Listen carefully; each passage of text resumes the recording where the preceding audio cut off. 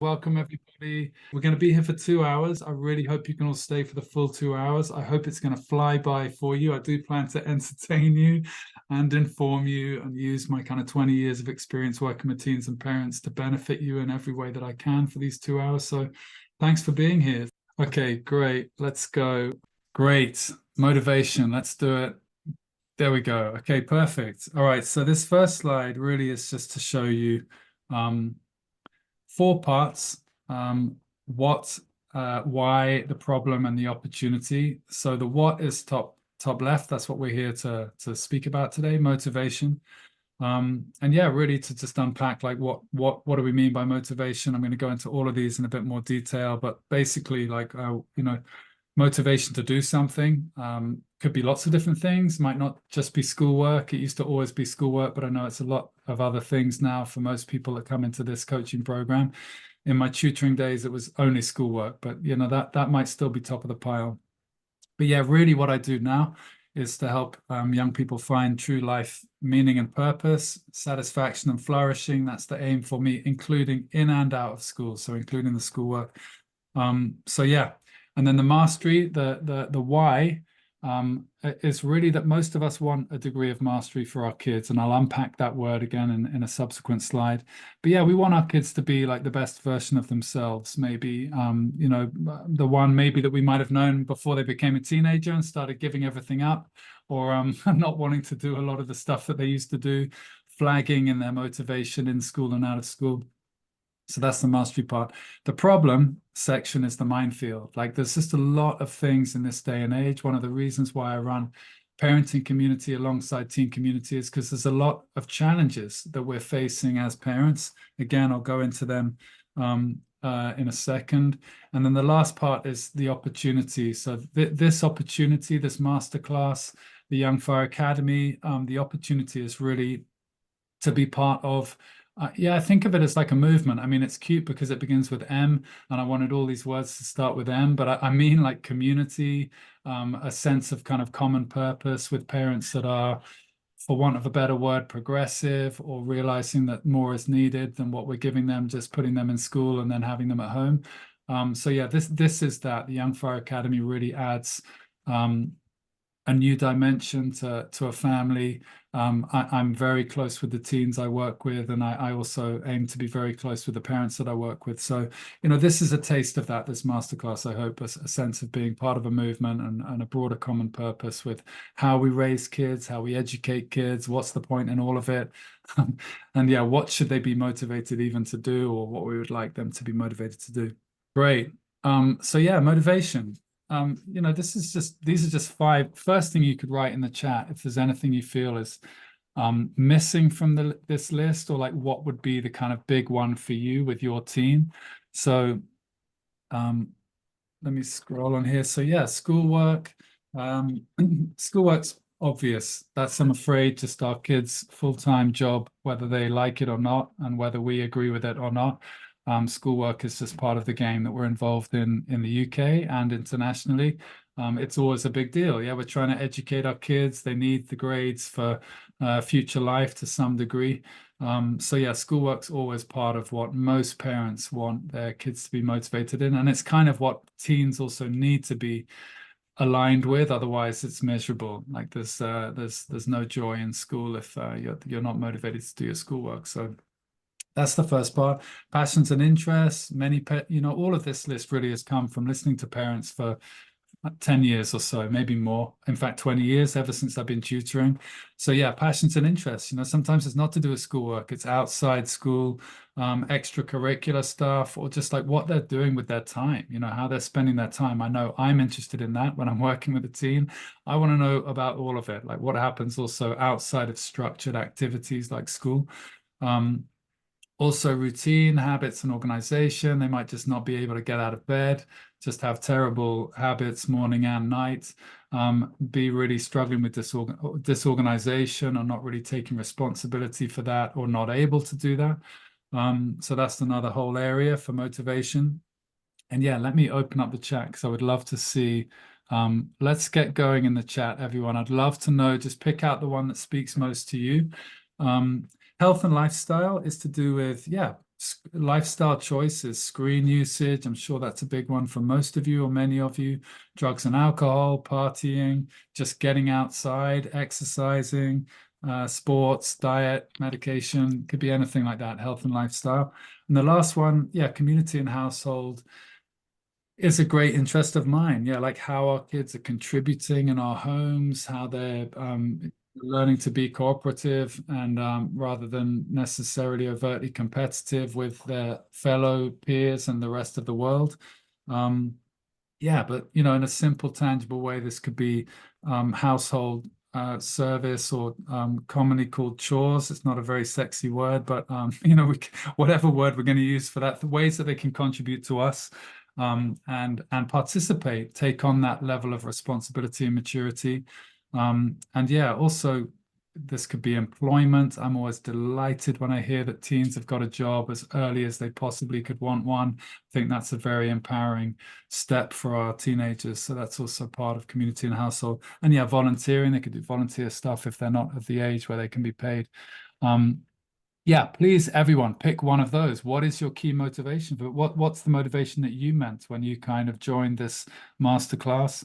What's the top of the pile for you? They're all equal and even to me, but if it's all schoolwork, that's great. I would totally understand. But otherwise, is it more like, no, it's kind of their general passions and interests, their day-to-day routine habits and organization, their health and lifestyle, or community and household? That'd be really good to read. Sam, thanks for letting in those that are kind of dropping in and out. And yeah, Karina, great. Encouraging a son to take part in any activities outside the house. Yeah, friends, sports, anything. Yeah, great. Okay, sure. I understand. Any more would be great to see as we go. What's the top pick? It's also just to get you to interact with the chat so that you can see how easy that is. Literally all of them, Buffy. Okay, perfect. That's very supportive for me. I'm doing the right thing here. Obviously know what I'm talking about to this degree. So yeah, my main concern though would be her routine, habits, and lifestyle, and the knock-on effect on her mood and mental health. Yeah, to be honest, I feel like we don't teach our kids this very easily as parents, nor does it get addressed at school. So that's why I think coaching is really, really powerful for young people, and it has been for many people that I've worked with and continue to work with. I couldn't be more passionate about it, which is why we're here tonight. So yeah, Ellen, great routine, habits, and organization priority. I think this will support my son to engage more enthusiastically and effectively in his education and be the driver of his own life. 100%, Ellen. Okay, I'm going to try not to like garble your chat messages. I'm remembering that I should read it clearly. Catherine, community and household. Yeah, participation in the family and relationship with his little brother. Yeah. Okay, great. That's nice. Yeah, to get in the relationships is also part of this for you. Perfect. All right, cool. Let's move on, but thank you so much for the chat. And yeah, we'll continue to prompt you as we go to just participate there. It's so good for each of you. It's an act of great generosity to put things in the chat because you'll really nourish each other and learn a lot more than you will just from listening to me. Yes, unengaged with schoolwork, George, perfect. And Lucy, yeah, I get that. That is a big concern and a very, very common problem. So yeah. All right, so mastery, to just look a little bit beyond some of those motivational objectives. Mastery, I just mean yeah, what we ultimately want. When you really push parents for what they ultimately want, usually it's, a happiness or like well-being, or you end up with just, I just want to see him or her, doing something that they believe in, or, so we end up in a broader kind of space. And mastery is kind of trying to unpack some of that. Yeah. So love of learning. Many parents have told me that. I just wish my child would love, and maybe that's one of the obstacles, George and Lucy, for your child's motivation or your children's motivation. The education needs to feel meaningful, be relevant, be aligned, be enjoyable, alive, and fun. That's certainly the way I like to educate. So I teach maths and English. I run maths groups, English groups. I do one-to-one. I do group work. And it's got to be like that. There are so many different ways I would say that I've learned to headwords to say that's a nice comment now. Yeah, I'm interested what you've written out, but I hope I'm channeling Robin Williams's character in some ways in what I'm saying. But yeah, so Yeah, we need it to be right. Yeah, and that's a great exactly how it can be. He was also uh, radical and disruptive, and I feel a little bit the same, I must say. Never been a school teacher, never would be a school teacher. No disrespect to anyone who might be a school teacher, but I must say the teens love that about me. I say that in the first 10 minutes with pretty much every teen I ever meet, and it always brings them in closer because they've had lots of school teachers. They're demotivated for a reason, so they need to hear from someone a bit new. So yeah, it has to be. We've got to be loving our learning, otherwise it's a very difficult process. So yeah, drive and purpose. Then the second one, yeah, just having some get up and go. It's not easy for our teenagers to find that in school or out of school. It's not easy for any of us to find that drive and purpose. Like, what's the point? What makes us all tick? What makes our teens tick in these critical formative years? They need some ownership of that. They need some help to kind of get into that space where they know what they're doing and why they're doing it. Some of the big questions need to be asked. The other thing that I often say when I first meet the teens is, what if they're demotivated in school? Well, like, how about quitting school? Like, is that an option? Like, would you like to kind of quit? What about not doing it? What would you do otherwise? What would the plan then be? And it's not, of course, to encourage them to quit school. None of them really want to quit school. A very small percentage actually want to leave. But it's just to go like everything is open here. Where can we find purpose in what you're doing? Why do you want to stay? What can we build around that? How can we make this more meaningful for you now, rather than you just pushing against it and suffering a few more years of lack of clarity of purpose and feeling like you're pushing against it rather than going with it. Confidence and belief. Yeah, much more than just doing lots of schoolwork or whatever the other things on the previous slide were, routine and habits. We want our kids to develop through these years in school and out of school a deep inner self-confidence, a maturity, a sense of belief in themselves, a fearlessness. So yeah, that's another more profound objective than the nuts and bolts of sorry, Catherine, also not to be able to read keep your comments coming. I can see you all enjoying each other's comments, so keep them coming. I'll recap all of them, probably more like at the end of the masterclass, but I'll catch what I can in the meantime. Fulfilling potential. Yeah, so many parents have said this. I just want him or her to live up to their potential, in school, out of school, playing the game as well with the GCSEs thing. I'm afraid that's just part of it. But I also know the really good side of that. Like, even though I'm not a massive advocate of this education system, I know the benefits of fully engaging with GCSEs. I know the benefits of these subjects, especially maths and English, but I know the self-development and the growth that comes from getting into them, engaging with them, giving yourself to them, rather than knocking them, being against it, doing the bare minimum, and grinding out your GCSEs years like that. So yeah, fulfilling their potential in that way, but not just hoop jumping, like really substantial learning in the process. Self-knowledge, know thyself is something I found myself saying endlessly over the last month for whatever reason. It's part of the program content I'm running at the moment. But yeah, it's really important, really, really important that our kids discover kind of who they are and what they're about before, to be really honest, it's too late. Like, they need to be doing that. They need to be on that journey and have people who can help them do that. And I listened to Sir Anthony Seldon talk. He was the ex-headmaster of Wellington College. I don't know if you all know him. He's now at Brighton College, I think. Phenomenal, totally inspiring educator. That's what he said the purpose of being a teacher was to help our kids, to draw out of them the original meaning of the word educate. He taught me. He's always shocked that no one knows the original meaning of the word education. I didn't. None of our education ministers that he's spoken to apparently do either. But it means to draw out of our students who they are, what they're about, what they love, to draw out of them. So yeah, self-knowledge would be a big part of that for me. And yeah, well-being, happiness, fulfillment, satisfaction. We want to see our kids well, and all of these parts of mastery contribute to that. But it is a minefield. So yeah, these are just this is like a dump of the things that at least I could think of, and I would love to hear if there's any other things that you find to be problematic with parenting in this day and age. But yeah, we have a lot of old paradigms around how we're doing things with children in general, teaching, parenting. So yeah, there can be excessive direction at school and at home. If we're honest, we could probably all put our hands up for that, that at times we've been overly directing, overly forceful, a bit coercive, kind of a bit yeah, emotionally blackmailing, or trying to get results in that kind of way, trying to motivate in that way.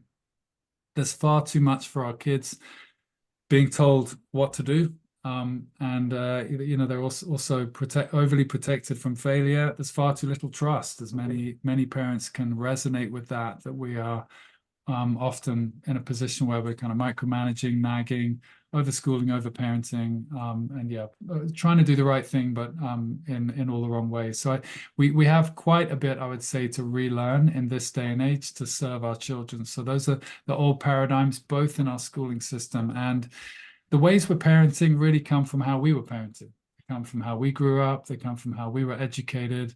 And it's difficult for us to get away from that. It's difficult for us to get away from these next 2 points, command and control, and reward and punishment.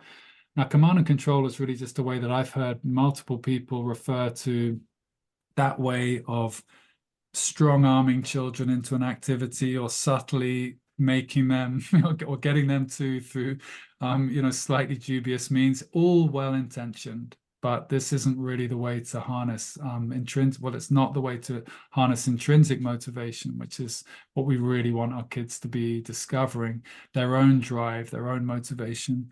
So often parents, when I listen to the language that we speak with, it's to like, I just want to get him to, or get her to do this, or make him or make her do this. And of course, I understand the intention, but yeah, we usually end up not finding that easier tool to do. So command and control is an old model left over from the wartime, really. It's come from wartime and come into our homes and all of our institutions, schools, institutions, and home. So yeah, it really just means nagging, micromanaging, helicoptering, coercion, bribery, whatever it might be.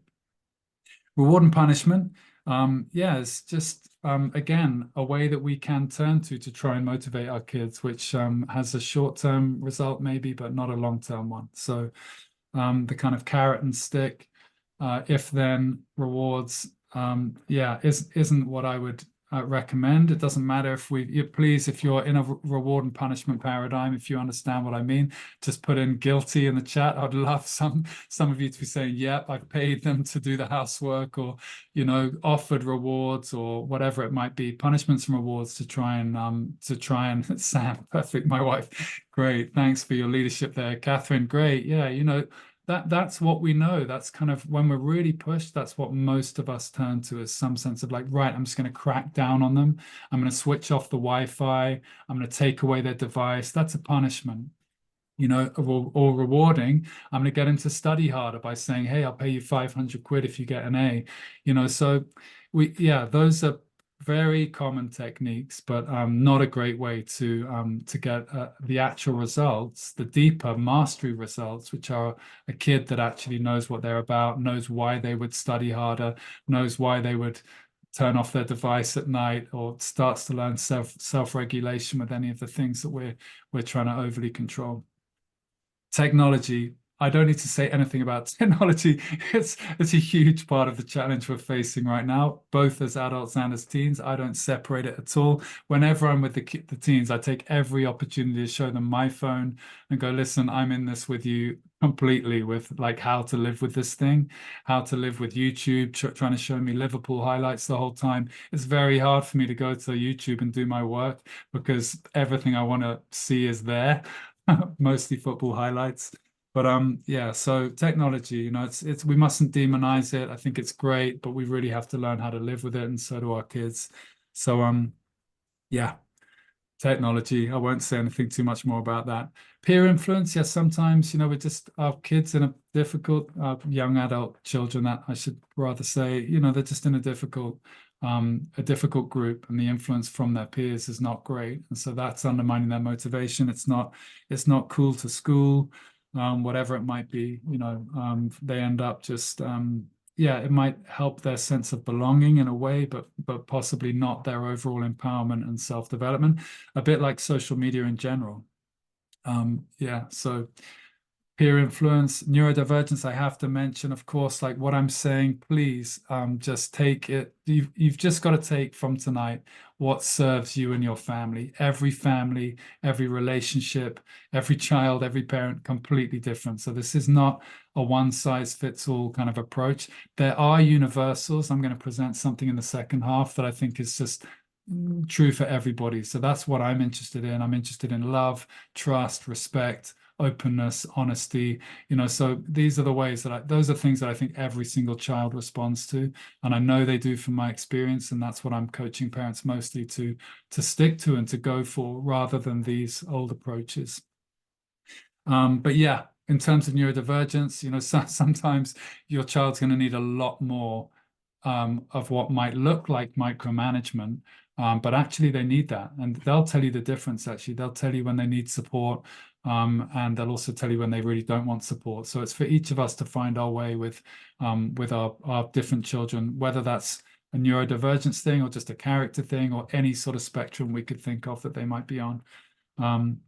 Yeah, and isolation, the last one is just about the way we live in the state. We parent on our own. We don't have so much of a village. We're nuclear families. We can be solo parents, single parents, without the support that I really feel like we need. So that the Young Fire Academy really aims to offer that kind of support. I have parent groups, like I say, and this is also an initiative to help you learn from each other. The chat's bubbling, which is brilliant.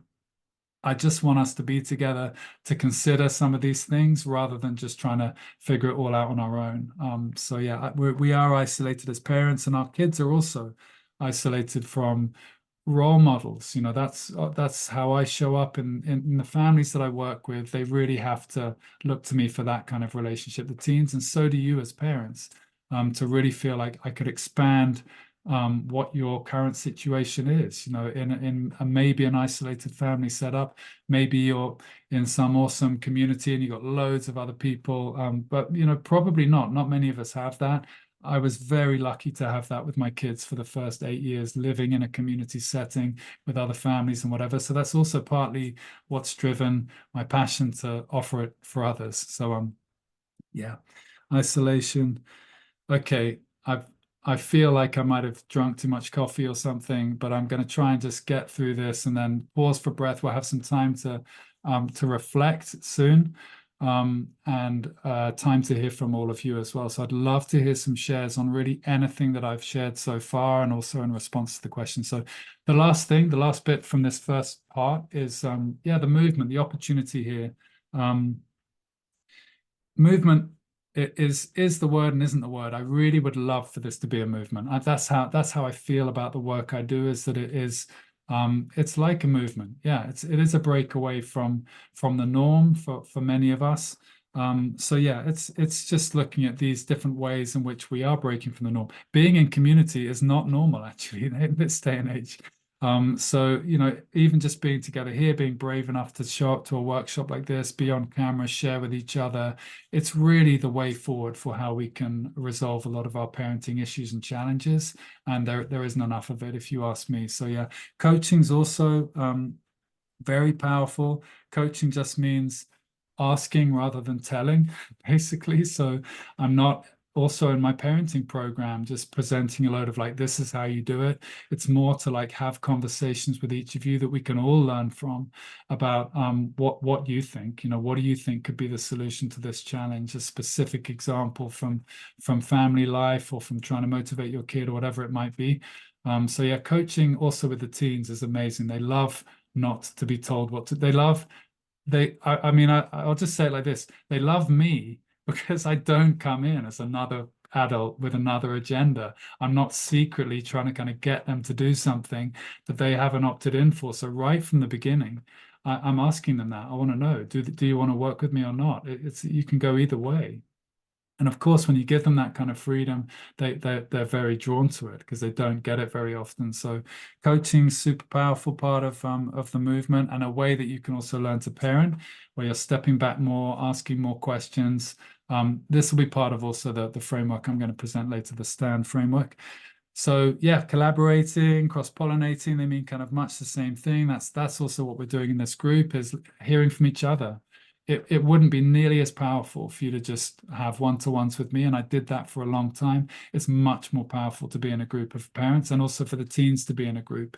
Not for everyone. I'll present a few different ways that we could work together as well with this workshop. Some of it is one-to-one, but the groups are so powerful for the collaboration, for the cross-pollinating, for the peer role modeling.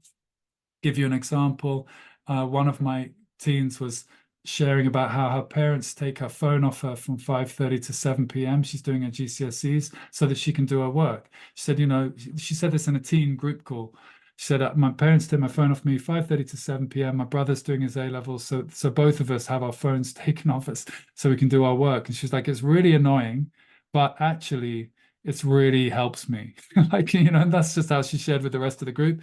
So then one of the other girls went off to her mum and said, hey, mum, I was thinking maybe I could give you my phone like 6 till 7 p.m. so that I can get that's the kind of result that I don't think an adult, me on my own, or any of us trying to tell our kids to do that can get. So the peer role modeling with the teens and also with parent to parent sharing what's working, what's not working is awesome.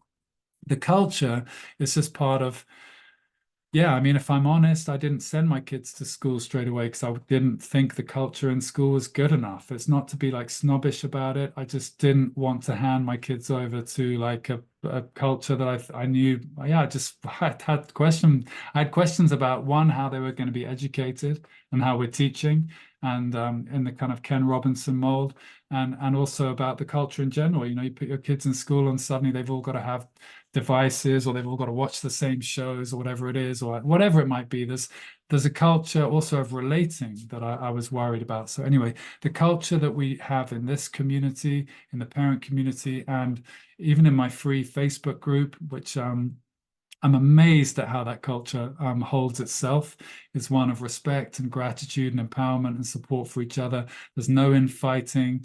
It's totally inclusive. So yeah, it's a joy to create a culture with young people online like that, and also with parents, and yeah, even just in a Facebook group, it seems to somehow work. Yeah, respect, empowerment, inclusivity, safety. Safety is so important for young people. Fun. I'll go into some more of this. There's more of this kind of in later on. So yeah, helping them build their confidence, speaking up.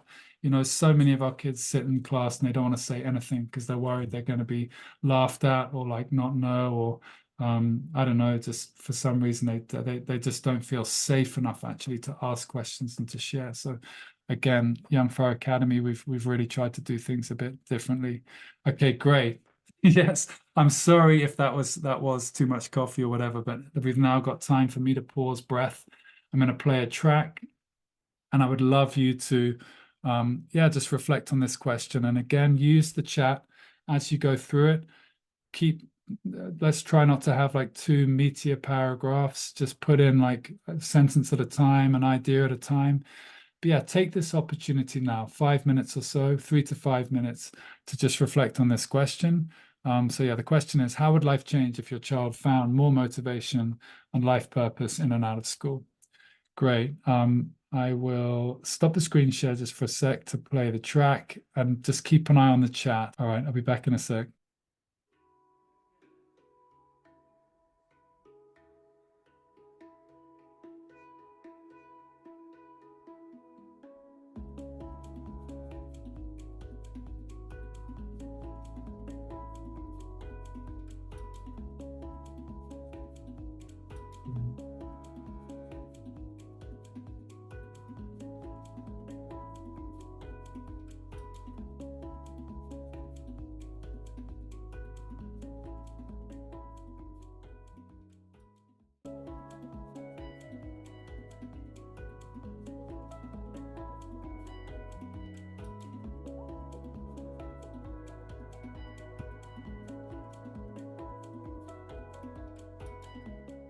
Yeah, and keep reflecting. Also, you can get into the specifics, like how would it be for you?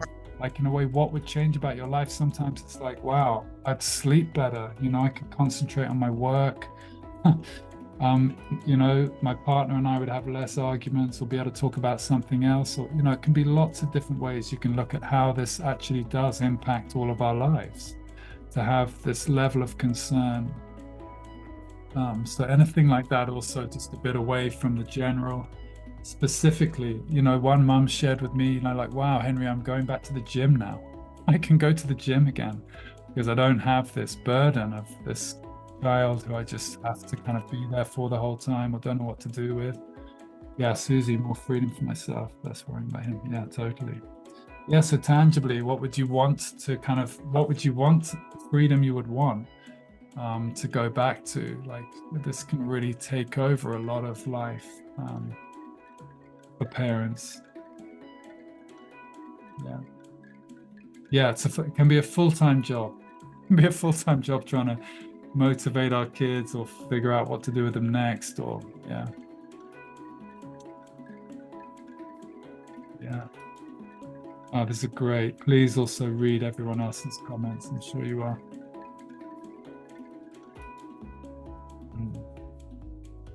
Yeah, great. All right, amazing. Keep them coming. I'll just finish the track for now. But wow, thanks. That was the best round of shares, I think, ever. I'm not just saying that. Used to be a musician, and always as a musician, you had to say like you're the best audience ever. But that really is a great round of shares. Thank you all. Yeah, great. Okay, I would love to hear would any of you be brave enough to just kick off a few shares from you, unpacking really those questions, like to just give a bit more fullness to your um, situation now and also what you're shooting for, kind of thing. What would be great about giving your child more motivation or them finding more motivation? Anyone? Buffy, you're unmuted, so I feel to just pick on you because I know you and you're unmuted. Yeah, I just feel like I'm not necessarily being the parent that I want to be. I don't feel like sometimes my parenting reflects who I am as a person. I get a bit stressed about it all. So then I end up being the nag and being a bit of a pain. And I can hear myself sometimes, and it's not me. It's not the vibe that I choose to live by. But my message just hasn't quite got through to her. And so it just kind of goes around in circles, really. Yeah. Can anyone else relate to that? Please put your hand up or in fact, just say me in the chat, me in the chat. I don't think there's a single parent that can't relate to that, Buffy. Just the sense of like sometimes just really not being who we know we are or not being the parent that we want to be. It's an incredibly challenging role in case no one else has told you this before. I'm sure you're well aware of that. But parenting, wow. In fact, there's a book I read by a guy called Alfie Kohn. Anyone know Alfie Kohn? I think I'm saying his name right, but he wrote a great book called Conscious Parenting. I went through a phase where I read nothing but parenting books. I'm still a little bit in that rut. So if you've got a good fiction book, you could put that in the chat as well, because I could do with a break. But it's a lot of parenting, a lot of education.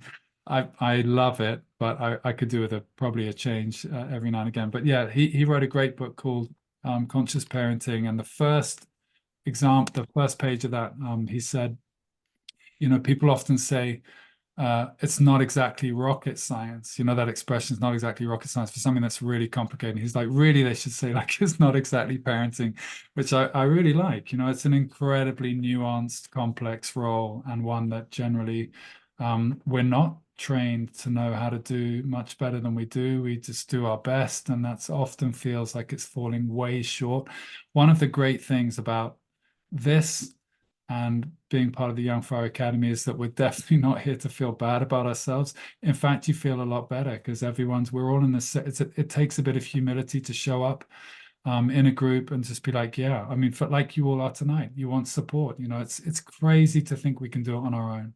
So I'm not going to be at any point tonight or any other time telling you what to do, but collaborating in that way together. Obviously, I've had a lot of experience getting good results with young people, and more recently helping parents to also do the same. So yeah, really appreciate that, Buffy, that share. Anyone else like to kind of add to yeah, what you already kind of reflected on as well, just in that question? Be great to hear from one other person. Yeah, please, George. Yeah. Yeah, I mean, I came from a very command and control structure, very military background through my family. So my parenting skills initially were learned from how I was brought up by my parents. And took me a while to understand that actually that's not what I wanted to transfer to my children. So I wanted to try and break the chain from sort of generations of command control. This is how you do things, and expectations. And it's been a really hard because the hard wiring is so built in. So it's trying to rewire yourself, and I found it particularly challenging. So I read a lot of books around parenting. I'm reading a book about how to talk to teenagers so they'll listen. And it, you know, it's interesting because I have to catch how I'm communicating with them and the words that I'm saying and the language that I'm using. So yeah, it's harder than I thought it would be. Wow, George, that's a fantastic share. I agree with absolutely every word you've said and exactly how you've said it. I agree that it is a process of breaking generational chains of trauma. I'm not a trauma specialist, so I sometimes don't feel to use the word, but I do feel like it's a cycle. It's very, very hardwired into us, but not indelibly so. So I applaud your journey, and I know from working with parents and having a container where you can be accountable to that kind of standard and share about the great successes in implementing. By the way, that book is the book that I recommend more than any other book for anyone else that doesn't know it. Sam, maybe you could put the title in the chat. There's a version, the first version was called How to Talk So Kids Will Listen and Listen So Kids Will Talk. It's an absolute communication masterclass from a couple of women that trained up with a guy who wrote a book called Between Parent and Child, which was really the first, great, Buffy. It was the first conscious parenting book in like the 70s. Everyone else was basically command and controlling it. And he came out, he's called Dr. Haim Ginott, I think. And these two women, Elaine Maslish and Elaine Faber. I always think they're both called Elaine. They're not both called Elaine, but Maslish and Faber were part of Dr. Haim Ginott's workshops. And then they wrote this completely distilled version and elaboration on what they'd learned from him. He was a brilliant clinical psychologist. But their book it's a masterclass. It's just like a tour de force, really, in disrupting what we have typically done as parents and typically said as parents, and the reactions we get. And it's like a comic, right, George? I mean, it's kind of like a comic book. You get to see this is what our kids do, our teenagers do, and this is how we respond, and this is how they react, and it's a nightmare. It's just a disaster. And this is what you can say. This is what, when they say the same thing, this is how you can react, and this is what can happen. And George, I hope, have you been trying some of those tools? Yeah, I tried it in the car yesterday, taking the boys to school. Yeah. So yeah, it's interesting, but it's very difficult to that bit between stimulus and response in actually getting yourself just to stop and pull yourself back. Yeah. So, but yeah, no, I mean it's fascinating. And yeah, I've tried to implement some of the communication types, skills. It takes progress. It takes practice. Yeah, thank you again. It does take practice. It's a great book to kind of go over a number of times, but really to go like, what have I got? Like almost to treat it like a literal toolkit.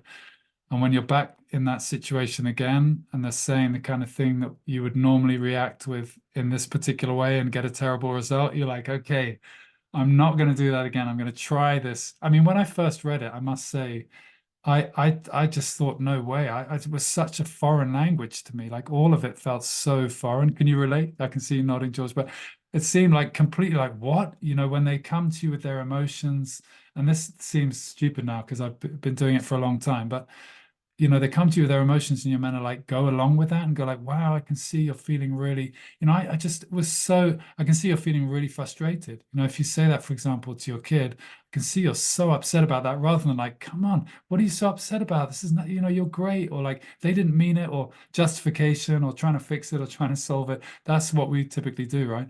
So, when you try these tools and then you get the result, you're like, wow, this is magic. So, the effect of at least one or two of them can be like that. So that's a book that I recommend most masterclasses and in the program as well. It's a great start to really shaking things up. So yeah, I'd love to hear from others, but we'll move on for now, and there'll definitely be another opportunity to share a bit. So yeah, thanks so much, Buffy and George, for your shares so far, and Sam for putting in the chat. Brilliant. Okay, cool. Let's get back on track. Great. Okay, cool. Everyone see that? Are we back? Perfect. All right. I'm just going to be brief with this, but this is like a little explanation of like how we've all ended up here. It's the YFA pathway. First of all, probably, and this is just for other people as well. If you meet other people, this is generally how I get to know people, usually on Facebook. It happens to be where we've ended up. But also Instagram and LinkedIn and social media, whatever. So the YFA content at the bottom down here, if I use the cursor, yeah, just, we post things and we write about what we do. And probably some of you have met me through that and got interested through that. And then hopefully taken the next step, which is to join the Facebook group. If you haven't joined the Facebook group, Sam, sorry to make you do so many things that you might not be ready for, but if you can find the link for that Facebook group, you could put that in the chat as well. That's the group I was speaking about, where just the culture is high, really high culture. Like I've had an argument once about Andrew Tate, not me, but two parents kind of broke out into an argument, and I won't have it. Basically, I don't care enough for any particular topic for there to be arguments. So again, we just keep a really supportive, empowering space. That's a great place to post questions as parents. If you have a specific situation, there are 1,300 awesome parents in there now, and it's growing all the time. Great resource. So yeah, probably some of you or most of you are in there. And then from either of these platforms, you'd have come to this masterclass, which is amazing. I'm really happy to see you all here. Everyone showed up. Is that right, Sam? 100%. I think we've got everyone here. Anyway, that's just brilliant, because usually we have a few dropouts. Did we get everyone? Yeah, I think we've got a full turnout. Yeah, full turnout. That's brilliant. Okay. So then after this, we'll offer all of you a triage call. So I'd love to speak with all of you. It's a 15-minute call. In fact, maybe it's a half-hour call. I don't know. Anyway, it's a call, 15 minutes or half an hour. And the point of that is to you can explore a little bit whether we might want to work together. We can get to know each other a bit better. I'd love to hear in more detail than we'll have time for tonight what's going on for you. And then from there, that's also the opportunity to kind of ask any questions about the work that we do, and to ultimately, the top step is just to become part of Young Fire Academy, for me to work with your team and for me to work with you. We have offers that range from like a £200 a month or £2,000 a month spend. So it really depends on what your needs are, whether that's one-to-one or groups, whether it's maths and English, what level of parenting support you might need. I run all kinds of different calls all through the week in all kinds of different time zones. So it's just what we can really mix and match that to what you or your team need, including whether there's like a strong emphasis on the parenting support or not at all. So we've really tried to adapt everything that we do to just suit any family that's struggling and challenged and needs support, which I feel like most families probably could do with. I always say to teenagers, I feel like everyone could do with coaching. It's not a problem thing. It's just a great asset to have for a teenager to have a coach and a community that they can trust. It's a breakaway from their school community and from their home community, and also for us as parents to have support. So yeah, Sam, I don't know if you've done it already, you probably have. But yeah, there's a link in the chat. Please do click on that link now. Oh no, that's the Facebook group. Again, join the Facebook group now if you can. But Sam, if you could put the link in the chat for how everyone could book a call with me over the next, great, thank you. Over the next few days, my diary should be kind of pretty clear for the next week. And yeah, it'd be great to yeah, to meet with you all. Generally, also just to say, the best time to book a call really is if you're usually there are three types of parents that join this call, this masterclass. One is like, thanks, Henry, but you know, we're just wanting 2 hour blast of something that we can use, and then we're going to go away. We didn't come here to work with you, so that's fine. Or if you're in camp 2 or 3, then please do book a call. Camp 2 is, yeah, interested to hear more and have a few questions. And camp 3 is like, Henry, I'm here because I want you to work with my team. And yeah, let's do it. So that, you know, if you're in camp 2 or 3, book a call. That'd be really good to meet with you and see what's possible.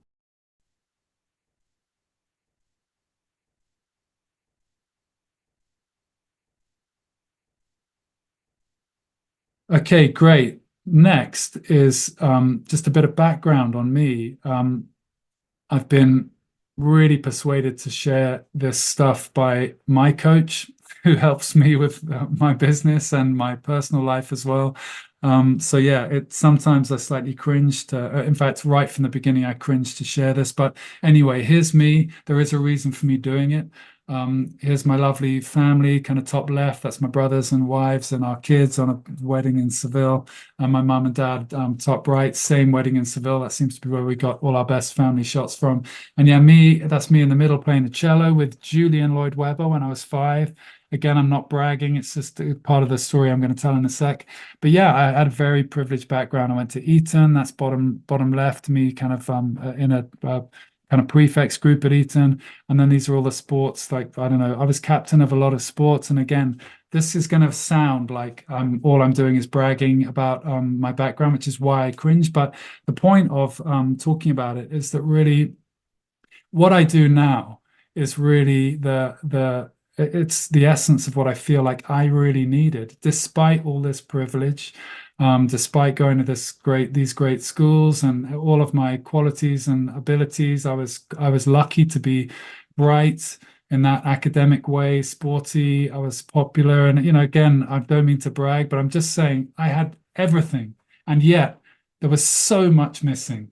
So bless my parents, they were the most amazing parents, but I just needed something way more than I was getting from my teachers, from my parents. There wasn't anyone that really spoke to me, that really could reach me, that really would listen to me, actually validate me, agree with me where I should be or could be agreed with, and call me out when I was full of it. So I came through this incredible background in some ways, but yeah, really just came out the other end of it with no idea, yeah, what to do with myself. You know, I'll quickly just say about the captain thing is also something I thought about. I thought like, wow, I looked at all these photos like, wow, I was like captain of all of these different teams or most of them. I thought, well, that must be just because I was really good at sport, but actually it's part of what I do now. I always loved to bring the best out in the people around me. And I have no doubt that was part of why that was where I ended up. Like in whichever team I was in, I knew how to lead like that. And I knew I wanted everyone around me to feel great and to do great.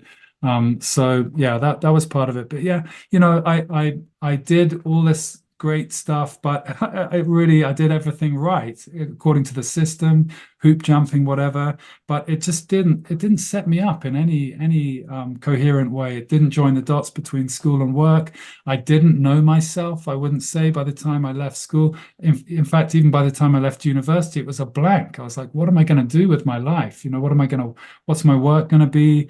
I was so done with being directed, and I wanted to lead myself, but really had no skills or training or experience in doing so. So I came out of the systems and I was like, wow, what the hell am I going to do now? But I was very pig-headed, very stubborn. And please put in the chat if you can relate to a teen who's pig-headed and stubborn or doesn't want to know. Yeah, and you know, I just lacked the support, like I said, that I really felt like I could have done with. So I ended up like yeah, firefighting, sort of fighting for like my own version of freedom and peace away from the pressures and unwanted influences that I felt surrounded by. I needed to be guided, you know, I needed to be empowered, not forced or dominated.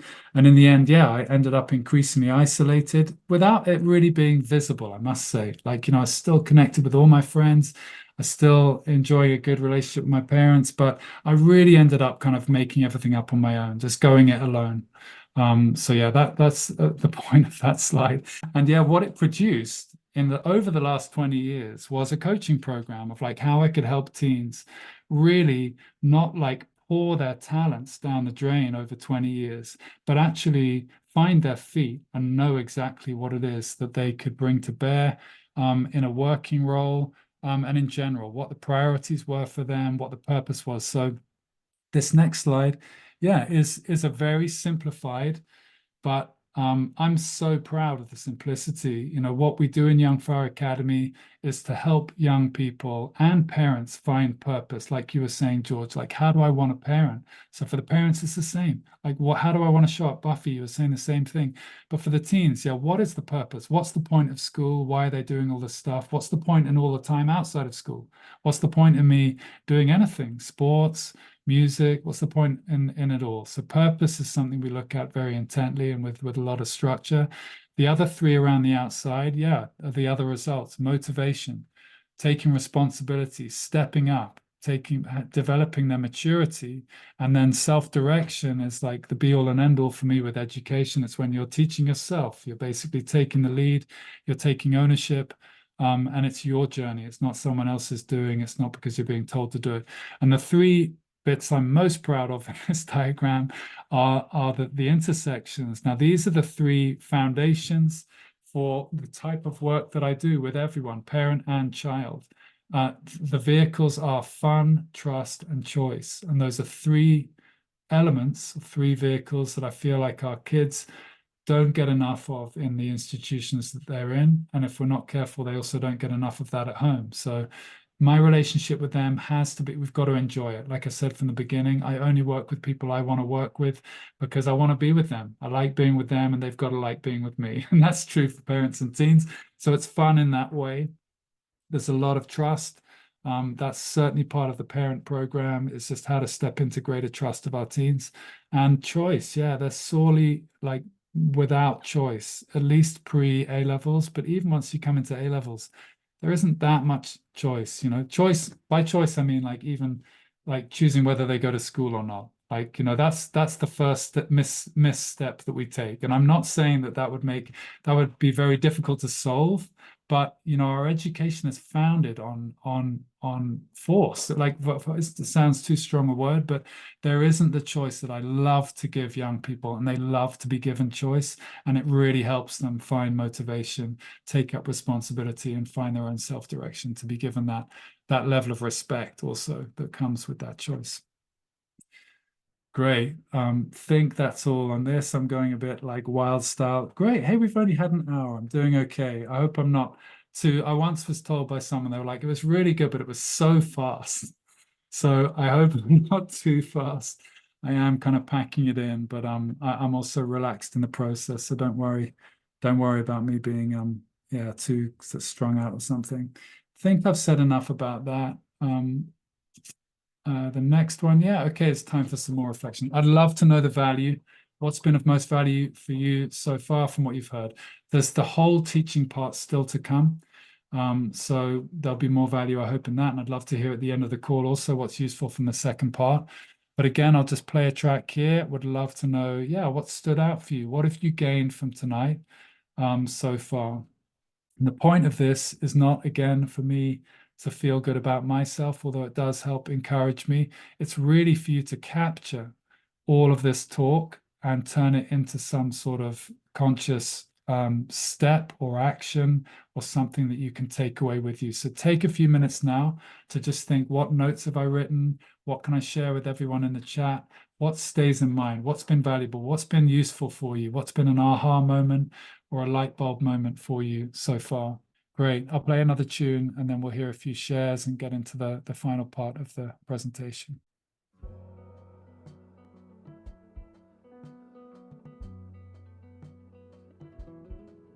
Yeah, and as before, love to read them in the chat. It's really nice for us all to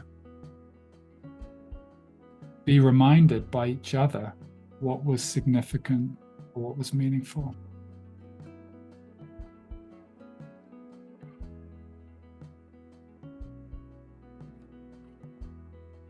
I'll just put in a musical credit as well in case anyone loves the track as much as I do. Please name this band if you can name this band as well. That'd be fun. A little side game.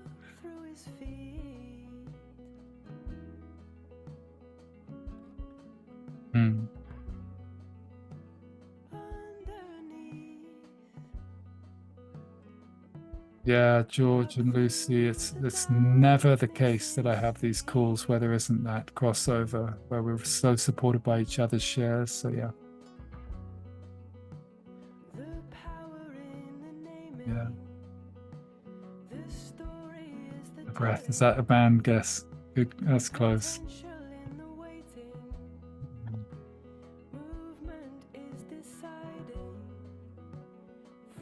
Great band. Choice and empowerment, yeah. Even just two words like that, choice and empowerment, wow. I mean, it's hard to define empowerment, but I think that's my life journey probably, is to define it and find ways to do it, to actually get that result. And it's not a telling. Empowerment is not a telling. It's not a teaching like that. It comes much more from coaching, asking.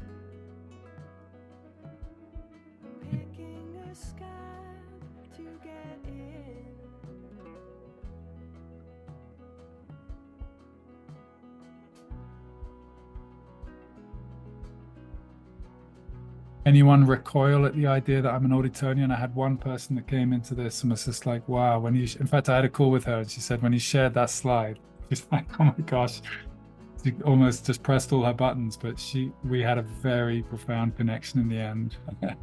She was honest enough to share with me that was just like, wow, I just did not want to be in a call with someone, you know? Anyway, it's been a great step for me to be open about it, honest about it. Ah, cool, Buffy, you're coaching, yeah. Difficult to coach our own kids. My kids are 11 and 10. I don't know, we'll see how I get on there. I'm already lining up other coaches to do that work for me. It's wise, no? Yeah. Oh, Catherine, I thought you're married to a child, married to a teen, but no, you're married to an Auditonian. All right? Yes, Auditonian. Okay, yeah. Wow, lots of us from similar background. Usually I'm the odd one out. I don't know, something must have changed in my messaging. No problem, Buffy, go for it. Yeah, we'll just see what else comes. I mean, you know, share a few more things. If there's anything else from your notes, or we had the motivation piece, a mastery piece, the minefield, and then the movement. And then a bit about, yeah, like you touched on already, our own educational backgrounds and parenting backgrounds. I've really reflected on some of the things that haven't been so helpful from that as well, though. But every education's going to be like that. Good things and bad things. Every parent's going to be like that. Great qualities, not so good. So that's how it goes. It's nice to read now. Yeah. Busy life. Okay, perfect. We're going to speak about that in a sec. We're all too busy. We should really just be parents once we become parents. That would be the ideal. Actually not, that's extreme. It's good for them also to have lots of time and space away from us. Yeah. Yeah, that's good, Karina, yeah. If they can receive it, that's great, that's what's needed.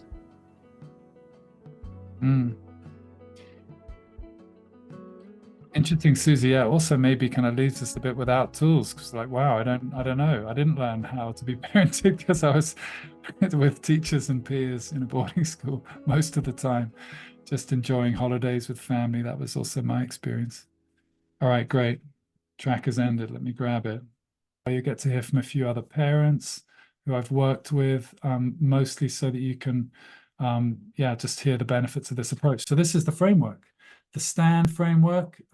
It's a 5-part suggestion for how we can motivate our kids and really love and build better relationship with our kids. That is the foundation, my core values, the core values of YFA: love, trust, respect, honesty, openness, fun, and commitment.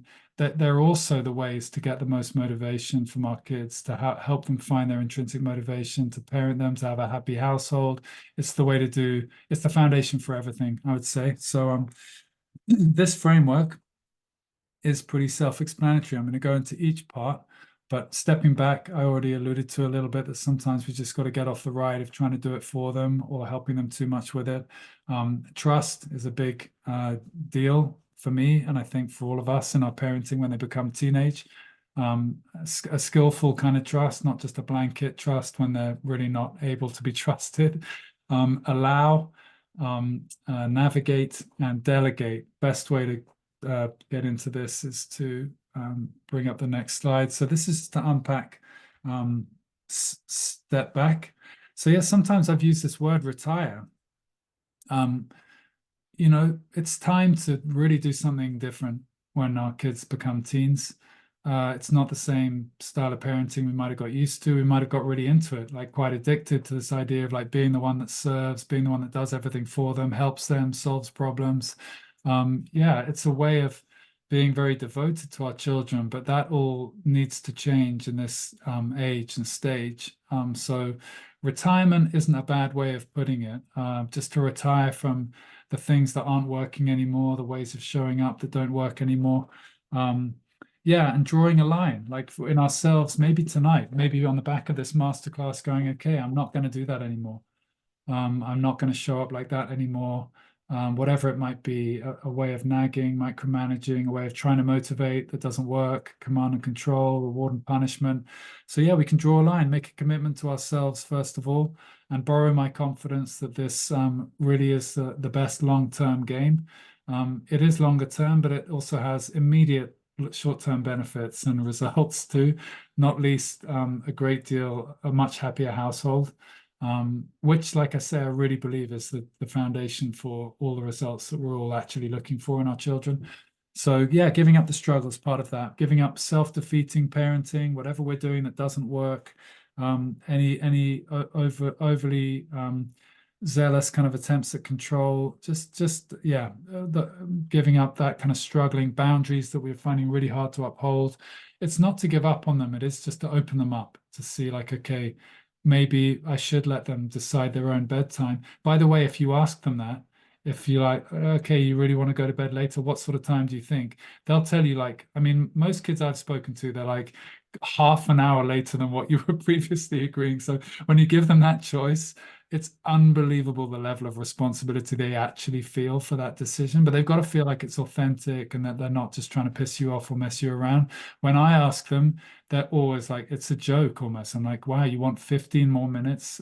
All of this problem is around having 15 more minutes before you go to bed. So yeah, healthy distance is another element of stepping back. You know, as a parent, we care so much. We are just relentlessly devoted to our children. But at this point, some healthy distance, a bit of philosophical detachment from small time outcomes like little test results, whatever, can be good. A bit of healthy distance where you're like, okay, you're not so in their faces about them having to look a particular way, do things a particular way, get particular results. Just a stepping back in that way of like, you know what, I've had enough. This isn't working for me and it's not working for them. I think we can all agree some of the way we're doing things at the moment isn't working for our teens either. So what's the point? So yeah, and it can also be a declaration. You know, this week, over the next few days or months or whatever, you might just decide to like actually tell them, I'm not going to do that anymore. I don't want to do that anymore. So you know, it's over to you. You know, I'm not guilt tripping you. I'm just saying it is up to you now. I can't make you work or I can't make you get outside more, whatever, but this is really not an abandonment. It's not neglect. If they need that kind of encouragement desperately, one of you shared about your kids getting out, then don't leave them in their room. I'm not suggesting that at all, but you could just go, okay, I'm done with anything that you feel you are done with. And then ask them to hold you accountable. The accountability is best upheld by them. Bring them in on it. Just go like, don't let me nag you like that anymore. If I start speaking to you like that again, just call me out on it. Lovingly tell me, we agreed this, mom or dad. And that can be really fun and empowering for them as well, because if they're calling you out, you can call them out for the same behavior, the same way of relating, the same speech. Yeah, the point is that many of us as parents are still kind of holding the wheel. We're still driving basically for them. We're still kind of taking the responsibility off them for a lot of things they should be stepping up into their own responsibility for. And it's lose-lose parenting. It's exhausting. Some of you shared about this already. It's so tiring, so dispiriting. And it's a lot of effort for worse results than you'll get if you just leave them to it. So, take that with a pinch of salt. It's not like a blanket statement, but I hope you can see what I'm getting at there. Second part is trust. Trust is, really believing in them. Sometimes I meet parents and just the languaging, I can tell, that they're just so down on their kids, not wanting to be, but they've really lost that sense of belief in their kid. They actually don't believe they're going to be able to do any of the stuff that they're complaining about them not doing. So we really have to be careful of that. It's tiring. It's really hard being a parent, but we cannot be down on our kids in that way. We have to fundamentally believe in them, believe in their potential to step into, because otherwise we limit it. We really do limit it. Perhaps not forever, but we are powerful players in their lives. So all of us. So yeah, believe in them. Take the long-term view. Yeah, I always want to talk about Bill Murray in Lost in Translation here. There's a scene in that film, Lost in Translation, where Bill Murray, he meets his kids and he says something like, you have all this difficulty with them, and like especially when they're a teen, it's a nightmare. And then you meet them in their 20s or in their 30s, and they're like the nicest people you've ever met. Every time I tell that story, I like choke. I mean, it's like an emotional, but it's just a beautiful line. And so this is part of that our real business is the human beings we're going to create in their 20s, 30s, 40s. It's not now. It's not like tomorrow's test result or how they spoke to me yesterday. Doesn't matter. So we want to take the long-term view. It's not a short-term hoop jumping thing, which unfortunately we're entrenched in with our schooling system, with exams, doesn't help. Comparing ourselves to others, keeping up with the Joneses. Like, it doesn't matter what's going on now. We want to look at like how we can empower them to learn the deeper lessons for the future, so that they can, probably they'll just end up being much like us anyway, especially if we have a harmonious, happy household as much as possible. Then they'll end up mirroring us to a large degree. Yes, what else? Remove suspicion. I just know that so many times I've been like very suspicious of my kids, and often they prove me completely wrong. I think they're on a device, or they've like found the sweets or whatever it is, and actually they're like drawing together, or they're, I don't know, they're taking the dog out for a walk, or something. And I'm like, what? I was completely thinking they'd stolen something from me, or they'd gone off with their screens. So sometimes, we can't create trust in a culture of suspicion. So if we are suspicious, if we don't trust our kids, they're not going to be trustworthy. So we have to go first, basically, and remove that suspicion of them. Honoring them, this is a huge thing for me, just holding our kids in the highest regard. It's a bit like the belief point at the beginning. But yeah, just never surrendering that sense of their own exaltation, their own brilliance, their own greatness that we know from when they were babies and younger. But it means also honoring them when we're speaking about them, perhaps to each other if we're in a partnership or a marriage or with friends, just not dumping on our kids, not framing them in that way, taking support that really is empowering for us. It's not like many Facebook groups, just like lots of parents complaining about their teens. Like, I don't know why anyone would want to be a part of a forum like that. It's so disempowering for all of us. So again, I'm very proud of our Facebook group for the fact that no one does that in there. We're never dissing our kids. We might be asking for support. We might be worried about them, but it's not a place for just like, and now my teen's gonna, the kind of thing. Anyway, so honoring them, holding them in the highest regard. supporting them in front of others and in your heart, just always being with them, not against them, and yeah, not judging them. Remembering maybe how difficult it was for us as a teen. Yeah, there's a lot for them to work out. It's very difficult for them as well. And yeah, removing like shaming, blaming, and replacing that more with empathy for the challenges they're facing. Yeah. Now this is I want to just get through these. I think I'm just going to play these videos. Sometimes I give a bit of preamble to like who these people are and what their journey was. But to briefly summarize Jane, yeah, you know, she came to a masterclass like this and then booked a call, and we had an amazing, you know, many of my clients, so to speak, become like muses for me, really, both the teens and the parents, you know, when it's a fit. It's just an incredible journey together. And for Jane, you know, there was some resistance about the investment, some resistance also from her husband about, you know, whether it was a good fit. Like he wasn't on this masterclass, so then it took him a lot of catch up to kind of decide whether they wanted to work with me. But in the end, like it says in this quote, you know, such a relief to have their son kind of back is literally how she puts it in this video. So I'm just going to play this. Because Excuse me. Raf had just was just having such a difficult time. The family dynamic was very difficult. It is much, much better now. But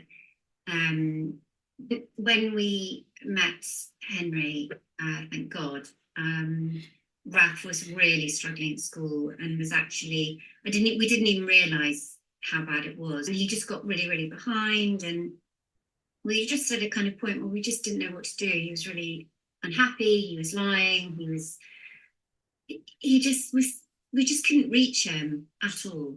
And then gradually with Henry, he sort of returned. He just seems like he's grown up, and he's kind of returned to me, and it's just, I just can't tell you how it's so nice to see him back. And you know, I really do feel I can trust him. Like I remember when you were saying right in the beginning, you know, just got to trust him. And I was like, what? You know, and I have done that, and I can now quite easily do that. And he just seems really happy, and he's positive again. It's just such a relief. Very powerful journey together, and just a beautiful. And in fact, I'm working with her other son now, who's a university age student. And again, yeah, it's phenomenal. The culture we need is really truly based on those 7 core values. You know, when the relationship between us is not a business transaction, the work I do is really not like that at all. Even though it can be quite a high investment, it's got to be founded on love, trust, honesty, openness, fun, commitment, and respect between all of us. And it is really, yeah, it's stunning when it gets to that way of relating and trusting in the process, and the results that come out the end of that are yeah, really, really phenomenal. Great. So yeah, Jane was a great example of someone obviously who stepped back and trusted. Trust was a big thing for her. It just was like not on the table for her as a way of parenting her son at that age and stage. He was 14. So yeah, the second part is allow. Third part, sorry. Yeah, we need to give our teens a lot more time and space than we do. Time for their drive and their purpose to kick in. Sometimes we have to be a bit patient around that for them to find their identity, their ownership of their studies or other activities. And yeah, space too. You know, as parents, sometimes we need to get a bit out of the way. That's part of like taking a philosophical view or a step back to give them some more space. You know, there's no teen I've ever worked with who doesn't like to be home alone, for example. Like whenever the parents are going off for a weekend away, I always ask them, like, how is that for you? They're like, oh, it's you know, it's just the best. There's no reflection on the parents. They want time on their own. They want space on their own. They want to run their own days and just be, yeah, be on their own. There's another thing I read in another parenting book about just how, you know, the teenagers, a lot of them, they're just in their own space, and then someone comes in the room, like a parent comes in the room, and it just said like, and their skin crawls, which is so harsh, but probably true for a lot of our teens. You know, their skin crawls, and then we start speaking to them. We're like, "Hey, how was your day?" We want a bunch of information from them. It's like, oh, you know, they're just in their own realm, and they need that. They need a lot of that time. We need to give them as much of that time and space as we can, and freedom. The freedoms piece is really about opening up the boundaries that are really difficult for us to maintain with them and asking them their opinion. What are they actually asking for? What would they like? Just testing that. It's not to give up on them or to just let them kind of like go to rot. It's not that at all. It's really just to kind of look at like how could we liberate them and what do they want? What do they need? And can we give that to them? Just to ask ourselves the question. Can we actually just give that to them and have a much easier life and give them what they want and show them our respect for them in that way that we've honored what they're asking for? Yeah, failure is, we've also got to allow for failure. That's a big thing that I work with teens is the fear of failure. A lot of people just giving everything up because they don't want to not be the best at it or don't want to try for risk of not passing it or getting it or being good at it. So we also need to role model that to them that we're not worried about every single little thing. I'm specifically really talking about school results here, but could be also sporting achievements or other ways that we need to just enable them to experience some failure also because really there's no other way that we learn. Like basically that's where we really learn is when we fail. And we have to start trying to create a culture where there's a culture of being able to fail. There's no one on the planet who's successful who hasn't got like an absolute, I think litany is the right word, of failure behind them, just like multiple failures. You don't get to be great without multiple failures. So that's again something I'm always sharing with the teens when I get an opportunity. Yeah, they need the experience, giving them the experience of like making good decisions, making bad decisions, as parents getting out the way in that way as well. Give them the experience of what's it like to show up at school having not done their work, you know, for months. If it needs to be for months, what's that like? And then there are questions like, okay, well, what do you want to do about it? Like nothing, or like what do you think's going to be best for you? You're happy with your grades as they are, you seem really bored and frustrated and angry, which they usually are when they're not doing anything at school. So you know, it opens up opportunities for a more adult and realistic discussion there around what they want. And that's also something that I can do with them if you if you need help. Obviously, that's partly why I do what I do, is to not be the parent and be having those conversations with them. And yeah, real learning comes from failure, like I said, and from getting it wrong. And you know, remember, we're also playing the long-term game here. So giving them that experience, allowing them to fail, letting them learn, that is part of really teaching our kids what they need, not helping them get everything right and keep up appearances every day. That's not teaching them anything or managing them to do that. And it's very hard work for us. So great. We're going to listen to beautiful Irish Terry. You'll enjoy her accent, I'm sure, as much as I do. But yeah, you know, Terry had this challenge with criticism, self-criticism, and criticism of her son. And yeah, they were looking for some sort of solution. You know, Adam didn't want like a therapist, or they considered that, and he didn't want a tutor either. And so it was perfect in some ways to find a coach. Like in the end, he really enjoyed that. He jumped in. He was a bit unsure about being part of a group program, but once he'd met me, and there is something, I think someone in one of these videos says that about the first call. You know, I've developed a way of being able to reach teens. Feel completely free in what I do, and I feel very excited about what I do, and I somehow can communicate to them the opportunity of working with someone like me. It's pretty distinct, I think, to a lot of what they get day to day. So, yeah, Adam was one of those people, and we had again a magical journey together, which Terry will tell us about.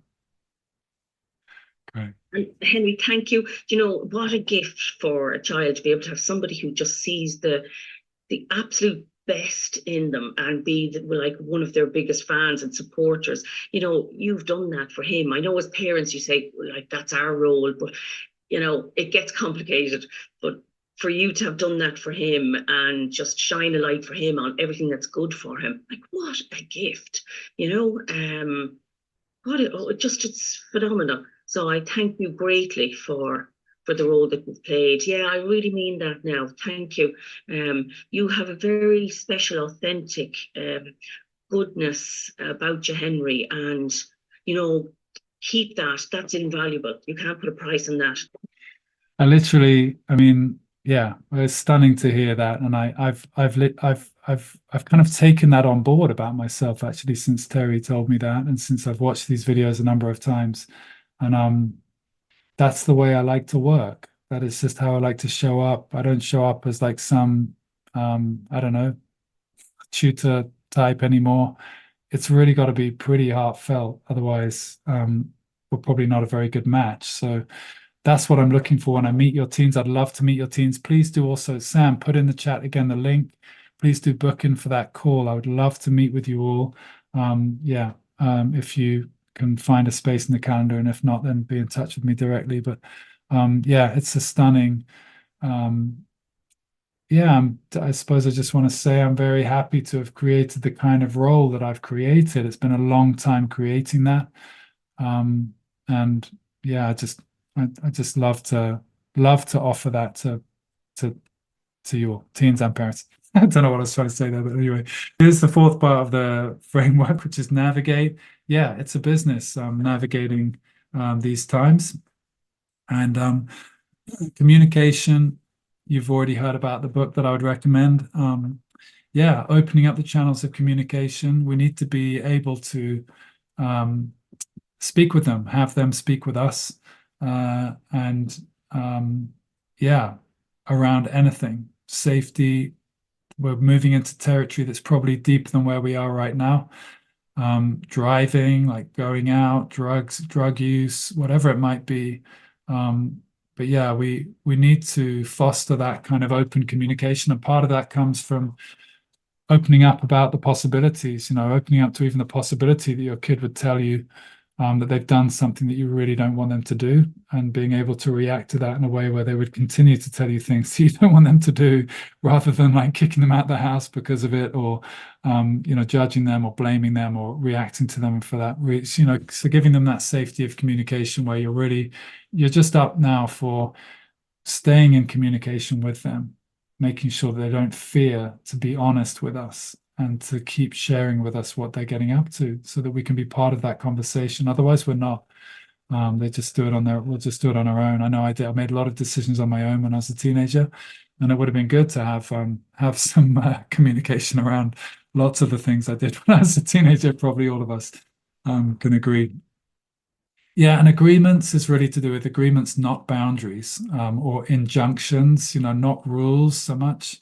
This is a time when we need to start asking them what they think as well, and factoring that in, listening to it, and seeing if we can implement some of that, showing them that it's more of an even playing field now. We can't tell them what to do. We're not going to tell them what to do. We can't control them either. We actually can't. Trust is like a choiceless choice. Eventually, you actually have to trust. You've got no other option, because they're going to do what they're going to do anyway. So our only option is to stay close with them in this very skillful, nuanced way, where we can actually cultivate trust with them. Reactivity we've spoken about, just taking responsibility for what comes up for us. We already covered that with one of the shares, just anger, flare-ups, how we speak to them. We need to become a kind of peace zone if possible. Again, don't beat yourself up if you're not always a peace zone. Most of us aren't. But definitely, I remember, I'll share with you a time when my kids were very young and I handled them very roughly. They weren't going to bed. I think it's probably the first time that they just didn't do what I was telling them to do. They were probably like 4 and 2. And I just handled them in a way that it wasn't like really, but I picked just squeezing them, chuck them in bed kind of thing, rather than put them to bed. And I was very shocked about it. And so, I have my own support for that. And I took that very seriously. And I've dealt with that.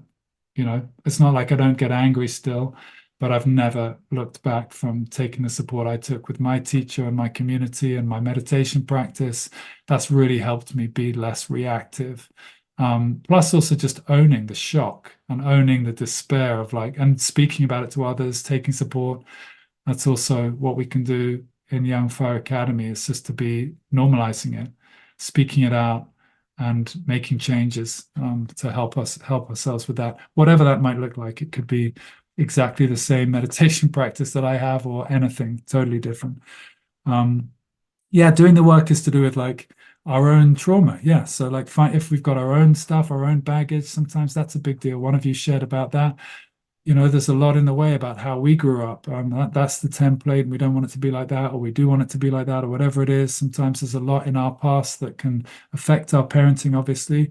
And so if we're resisting getting a therapist or doing the work, then let's not. Let's do our work when it's our stuff to deal with. One client I worked with, her son had a massive tattoo done. And she just brought up loads for her, and she was like, I know she just said, this is my shit. I know this is my shit. Not to do with him, but it just brought up a lot of like conventional stuff in her, which she was surprised about. So, she did her own work. She went and took support where she needed it. And they had a beautiful journey around like where he was going to have it, what he was going to have. And they kind of collaborated in the end on this awesome tattoo of a Greek island that he was born on. So yeah, doing the work that we need to do. And finding out what really supports, what's really going to empower the situation, like what it could be anything, could be just finding what's going to actually support us rather than drifting along, keeping things the way they are, not doing anything. Great. And here is Miriam, who I was talking about. Okay, she's the one who had the great journey with her son with this tattoo. Again, I'm just going to play you the video. What's your advice for a 14-year-old? It's the parent of a 14-year-old who's like, whoa, GCSEs are coming and it's just not feeling like a fit. What can I do? I think your word retire, I think step right back away from making it yours and just be there for whatever they decide they want to do with it. I would say. And don't freak out. Don't freak out, because I freaked out. Yeah, it's gonna happen. Yeah. But try and find, whatever will support you not to freak out, because it's counterproductive anyway. The more stress that child, I work with teenagers, and it's so upsetting to hear how stressed they are and how sick they feel and all the kind of emotional and physical responses they feel to the stress of school. And I think that as parents, we can, the best we can do is provide the space where we're not adding to that. At least we're not adding to that. At the very, we step back and they know that they're safe to be ambivalent, to kick it. The number of times Henry supported me to go, okay, let's see. Well, let's give him that option of jacking this all in. And you think, okay, oh my God, now we're standing on the top of the diving board. Are we really going to let him jump? And that's the best thing. And anyone who needs some support, Henry is just fantastic at being there, and a massive support for me.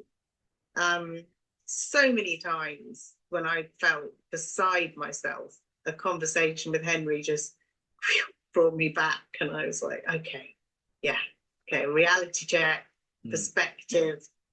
Today's just one day, all of that. But yeah, I would say all the things that you've said about letting go, pulling back, retiring, and let it be theirs. It's never going to mean anything to them anyway if it isn't theirs. So yeah. All right, one thing I want you to promise me, because we're going to finish on time, pretty much, is that I'd love to know what's been a value from the second part as well. So I know we've got like a Facebook group. It'd be great if you could just please take like 5 minutes, 10 minutes, like within the next half hour. I know we've had a long call, take a break, go to the bathroom, whatever, have a drink, but for your benefit mostly, but also for me, to just share what's resonated from this stand framework and from the shares you've heard from the other parents. I'd love to see that in the Facebook group.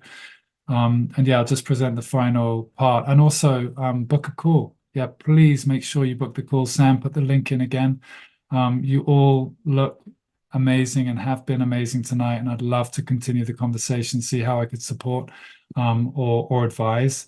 So here's the final part. Okay, so delegating. Yeah, actually delegating is also like at the bottom. It's just like one thing is delegating to me, delegating to someone who you feel can help you if you feel I can. But just going through in order, yeah. The village approach. Don't try and do it all yourself, basically, is the summary of this slide. Sometimes we're just not the people. We're not the right people for the job that we're trying to do.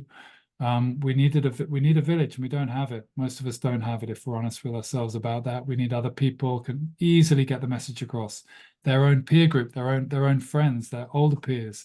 The peers in the group that they'd be in the Young Fire Academy, like I said, they can learn this stuff virally from each other, where we can just like hammer it in for years and years and years and just send them in the opposite direction. So, friends and older peers, family and godparents, like if there's family, don't overlook people that could help you at this time. Uncles, aunts, godparents, call them up. Just going to go like, I need some help here. Could you be, if there's someone that pops to mind, yeah, in your family or a godparent who might be just needing that little nudge, great. Now's the time to bring in the village. Sports coaches, some people have a sports coach who just will want to go that extra mile and already does with them, teaches them much more than just the sports, takes a special interest in them, has a special connection with them. Perhaps they can like do some holiday like support with that coach, or do something else where they can help them out or spend more time with them. School teachers also, yourselves as parents, I really recommend being in good contact with their school teachers in a way that could bring out more from their school teachers, making sure their school teachers feel appreciated for the work they've already done with them, and asking for their greater support with your child, basically by encouraging them. Like, teachers don't get enough positive feedback probably. So if you email them and say, I'm so grateful for the impact you've already had on my son or daughter, and that's going to make them even more interested to look out for them, to nurture that relationship with them. Therapists and tutors, yeah, like I say, pick the ones that they like. I would say if you need a therapist for your teen or a tutor, I would only go the tutoring route if they want one. Similar to the coaching I do, they've got to want to do it. Otherwise, I don't think it's worth much of what you're paying for. And yeah, but bring, the ones that do bring that extra element. A lot of good tutors might bring an extra mentoring or coaching element, which is really precious. Yeah, great. And then coaches, yeah, who can basically complement your message in the home as well, having someone else who can come in and win the arguments or the conversations that you're currently not able to win with them, because of the history and the dynamic and whatever it might be. So there is one more. Sorry for going over, but I'm just going to quickly play Robin and then we'll finish. Got the situation where I think I was always, it was just always negative. All my interactions were, I haven't had an email, why haven't you done this? And so he was miserable. I think I was miserable. We were sort of having, it was all very negative, and it wasn't responding. He wasn't responding either. It wasn't helping. So I think we got into a situation where I think he couldn't see his way out. He sort of, got to a point where he didn't quite know what to do rather than bury his head and continued in the same way. I couldn't see how to support him. I was feeling very responsible, to help him sort of catch up again, I guess. So I think that's sort of how it started. I think he was sort of disengaged, lacked any enthusiasm for anything at school, wasn't enjoying anything at all. Wasn't really sort of engaging with his friends that much and doing things outside of home. So we were in quite a bad place. And I think I just needed somebody to support him who wasn't me, who wasn't school, somebody who could, be almost like a friend to him, just so he could actually say, this is what I'm really struggling with, what should I be doing? A mentor as you are. Yeah, so finding you and working with you was the start of that. And we'll probably go on to that, but there's been a huge change. I don't know what happens in those calls, your first call, but it works. It really does. He must have felt that it offered something, because he was quite happy and has always been actually really positive about all of the calls and the times he has been chatting with you. It's great. He comes in from school, and instead of me saying, "Got an email from the school, why haven't you handed this in?" you know, which is what the past was like. And not saying that's completely gone, you know, that it hasn't, but what I'm now getting is emails saying, you know, he was really engaged, you know, he was really interested, he did a great piece of work. And so to be able to greet him, you know, when he comes home, greet him, that sounds really cheesy, but when he comes home, just to say, oh, you know, well done, you know, I got the email, it's fantastic. And he's really pleased. You know, things improved so dramatically, him picking up responsibility, you know, his work. And also other things outside of work. You know, he's now coaching a football team. He's got some other things going on. So it just means that our interaction is very different now. It used to be all, you know, I was that mum on his back. I was the one that you were probably going to have to make that call. And I think you probably did earlier. Just, you know, it's just now we can kind of talk about something else. We can laugh. It's just really repaired our relationship. All right, great, everyone. We've gone over. I hate going over. I'm sorry to keep you 5 more minutes beyond what's already a long call. But yeah, thank you so much. 2 steps for you. I would love to see you all on a call. Thanks to everyone who's booked in for a call already. I appreciate you'll look at your calendars and whatever, so probably haven't wanted to do that whilst we've been on this call, but that's step 1. And step 2 is also please to just, before you go to sleep, take 1 minute or 5 minutes to message through to the messenger group just what's been of most value from this second part of the presentation. Yeah, like I say, that's just a great step for you, and it's great for us all to just wrap up this meeting like that to see what the value has been overall. Thanks, everybody. Long call. You've been amazing. I really hope to see you all on calls and to meet your kids, if appropriate. Thanks, Karina. Please do feel free to unmute, say goodbye, and then go to the bathroom and have some food or a drink or something. But yeah, I look forward to seeing you all, I hope soon. Thanks for tonight. Much. Thank you very much, Henry. Thank Thanks you, a lot. Henry. All the Thank best. you so much. Amazing. Thank you. Thank you. Thank you. Thanks, Sam. Thanks for your Thank you support, very Sam. much for your time and your Thank you. inspiring words. Thank you. All right. Thank you. Bye.